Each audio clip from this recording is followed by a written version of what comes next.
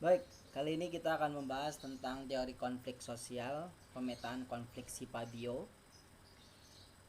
Silakan kalian tonton tayangan berikut ini.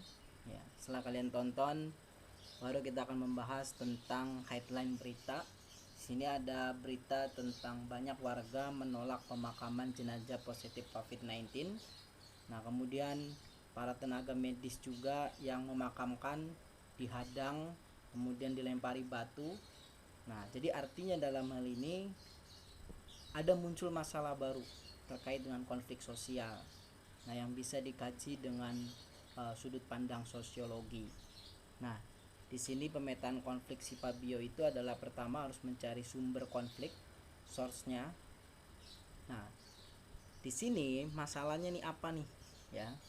Nah, di sini masalah utamanya adalah orang yang terkena positif COVID-19. Nah, itu adalah sumber masalahnya. Pihak-pihak yang bertikai siapa dalam hal ini, ya? Nah, pihak-pihak yang bertikai adalah warga dengan tenaga medis atau gugus penanganan COVID-19. Nah, ini dibahas di sini nih, ya. Nah, di sini kita bahas, ya. Kemudian isu tadi juga, isu-isunya adalah yang dimunculkan misalnya orang yang terkena positif COVID-19 itu akan menularkan, begitu juga dengan jenazah. Dia akan menularkan kepada orang lain sehingga ini ditolak. Nah, kemudian sikap dan persepsi.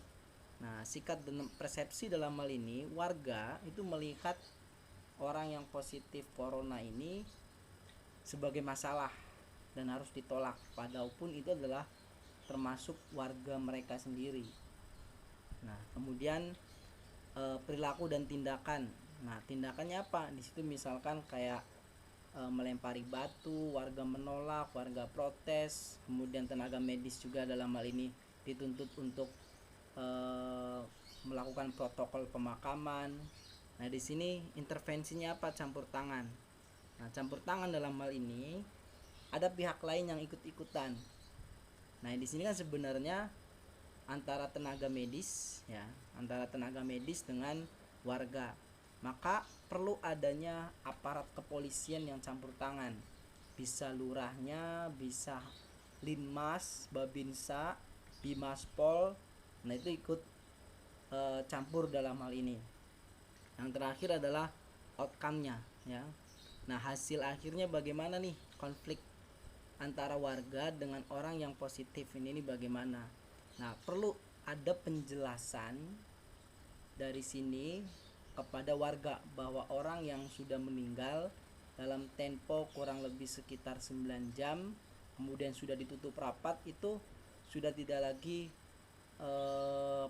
virusnya aktif, ya, sehingga perlu ada namanya pemahaman literasi. Nah, tugas kalian dalam hal ini adalah membuat pemetaan konflik, cari, ya, headline beritanya yang bisa menimbulkan konflik tentang COVID-19.